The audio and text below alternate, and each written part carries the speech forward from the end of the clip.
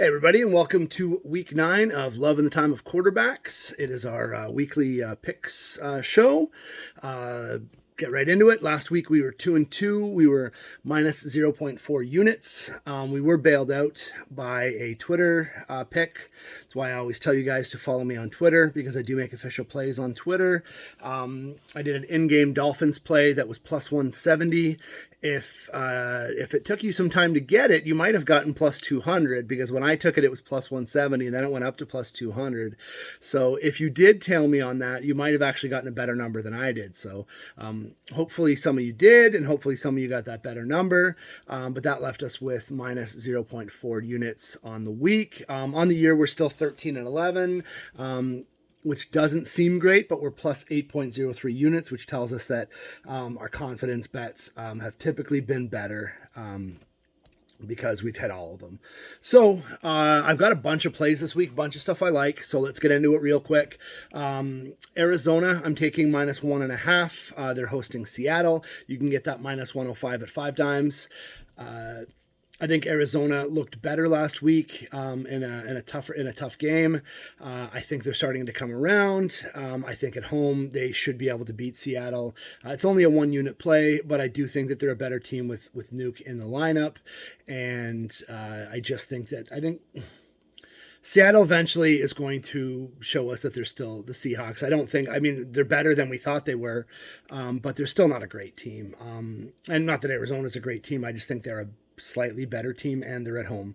So if I'm only going to have to give 1.5 points, I will do that. So minus 1.5, a minus 105 at 5 times for 1 unit. I also like the Tennessee Titans plus 12.5 at Kansas City for the Sunday Nighter. You can get that minus 104 at Penny right now. That's Pinnacle for those who don't. Yeah, it's Pinnacle. As I said last week, obviously the Titans are getting it done. I think they won 5 in a row. I don't think they're going to win this, but they've figured out who they are. Their defense is playing better. Derrick Henry's been running really, really well. And I think they're going to be able to keep that one within 2 touchdowns. I still think Kansas City probably wins, but Kansas City also is not great at putting teams away. So I think this is kind of a double-edged one for us. I've got this at 10.5. So 2 points is a lot of variance there. I actually have it at 10.4, so that's 2.1 points. That's a huge variance for something. That's one of the might be the largest or second largest variance I've had all season. I'm still only playing it for 1 unit just because I think that with the larger spreads, there's always a lot of variance. So I guess the reason the variance is so large is because the spread is so big. Anyways, I like Tennessee for 1 unit plus 12.5. You can get that currently minus 104 at Pinnacle. I am taking my Miami Dolphins today, minus 4 at Chicago. You can get that minus 103 at Pinnacle right now. The Dolphins are a completely different team with Tua Tagovailoa behind center. Again, I don't think Tua is Josh Allen, but I think he's really good. And I think that what he brings to the table is really underrated by most people who are on social media, I guess is what I'll say. Most of these guys are card collectors and Madden players and think that means they know anything about football. They don't understand how important accuracy is. They don't understand how important it is to get that ball out quickly, accurately, be able to go through reads and things like that. And Tua's very good at those things. And like I say all the time, I don't know how, maybe a couple better in the league at looking off coverage. If you watch him, he does it so well. And so they're a different team with him. People, him and Teddy are pretty much the same guy. I heard at the beginning of the year and all that stuff. And I think they've proven to you that that's not the case.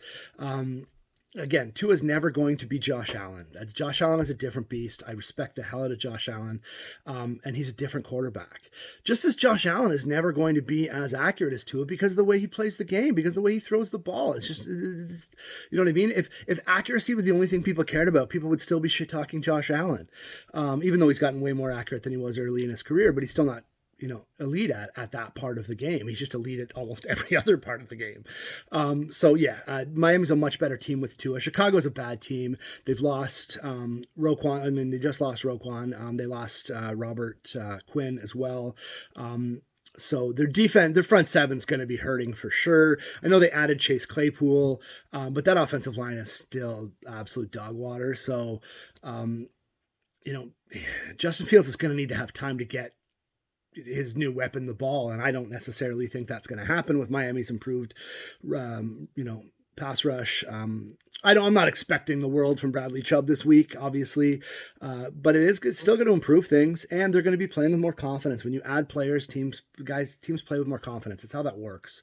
So I expect the pass rush to be better. I expect it to get there a few times today.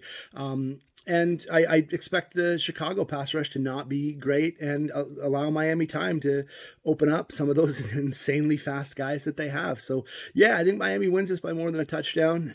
So I'm playing that for a unit as well. And my last play is the Monday Nighter. You can get Baltimore -112 at Pinnacle right now. I don't love laying -112, but the best I could find, I would even do the -1.5 if I could have gotten a considerably better number. But the best number I could find was 109 anyways. Pardon me. Best number I could find on it was 109 anyways. So I'll take the -1 and the extra tiny chance of a push for the 3 cents on the dollar. So Baltimore -1, -112 at Penny. I still don't buy into New Orleans. I know that their defense is still pretty good, even after losing Chauncey Gardner-Johnson, which I thought would be a monster hit to that D, but it hasn't been that big a hit. And he's been great for Philly. So maybe they're just one of those teams like Baltimore who has a good unit, right? Obviously Baltimore, made the huge splash with acquiring Roquan. Again, I don't expect him to be a monster, although I need him to be for my fantasy team. But the guy's just a tackling machine anyways, and he's just one more monster piece for the Baltimore front seven that, always seems to just always be good. So, yeah, I just think Baltimore is a considerably better team than the Saints. And so if I'm only going to have to lay one, even on the road, I'm still going to do that. So Baltimore -1 is the play for me. For 1 unit, those are all 1 unit plays. And as always, I do a 7-point teaser if I find stuff I like. This will be a 2 unit play. These numbers are taken from Bet365 simply because 80% of the people I've spoken to who listen to or who watch this have told me that that's what they use usually is Bet365. So I use that just because it would be impossible to line shop a 7-point teaser. I mean, I guess it wouldn't be impossible. It'd just take way too much time. So anyways, 7-point teaser, 2 units, numbers taken from Bet365. I have moved the Bengals down to even money. They are playing the Carolina Panthers. Pretty simple. Bengals are a better team than Carolina. I have liked Carolina a lot the last couple weeks. But, eventually that talent differential is going to come through, and the Bengals have considerably more talent, so I'm on the Bengals. The Colts +12 at New England. This is less about the Colts, who effed me last week, and I'm afraid are going to again this week. But it's more about, again, I don't think New England can beat them by more than 10 points. Both teams are going to want to run the ball a lot, so it being double digits just makes that really unlikely. So I'm going with Colts +12, and then I like the Rams +10 at Tampa. With Tampa's offensive line issues, the Rams are going to be able to get to Brady. Brady's bad when people can get to him.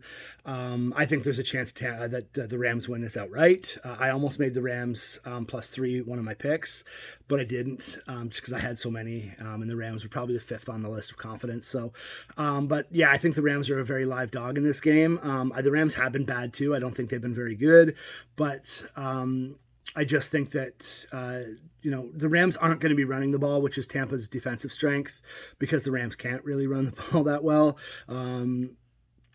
So they're going to be passing it, which is not Tampa's strength. So Tampa's going to have to establish a really good pass rush, which is certainly possible. The Rams O-line, I mean, has not been as good. Losing Whitworth was a massive hit to them. But again, that makes it 10 points. I don't think that either of these teams are going to win this game by 10 points. So, and I think that Brady is considerably worse when people can put pressure on him, and history has definitely proven that. So give me the Rams +10. So quick overview. This is one of my longest videos in ages. Quick overview. Arizona -1.5, -105 at 5 dimes, 1 unit. Tennessee +12.5, -104 at Penny, 1 unit. Miami -4, -103 at Penny, 1 unit. Baltimore -1, -112 at Penny. Jesus, except for Tennessee. I thought I was all chalk this week. That would have been so gross. Sorry, Baltimore -1, -112 at penny for a unit, and a 2.7 point teaser at done at 365. Bengals to even money, Colts +12, Rams +10. As always, guys, be smart, be safe, don't gamble more than you can, don't get yourself in trouble, don't chase losses. That's the dumbest thing you can do. Always remember to follow me on Twitter, at CPT_handsome, at Captain Handsome. I do make plays in game, not every week. I've probably only done it 5 times this year, but I think I've hit on all 5. Worst case, I'm 4-1. I usually have a pretty good feel, especially if I'm watching a game, for things like that. I do very well at in-game betting. So I would always recommend following me on Twitter. If you're watching on football, it can't hurt to check your Twitter anyways, right? So, and the last thing, as always, Barstool, they're trash. Avoid Barstool. Stay away from their book. Don't follow their stuff. They're misogynistic pieces of garbage. Portnoy is the worst of all of them. So stop retweeting that guy's stuff. Stop giving him credit. He's garbage. Have a great day, guys. Enjoy your football.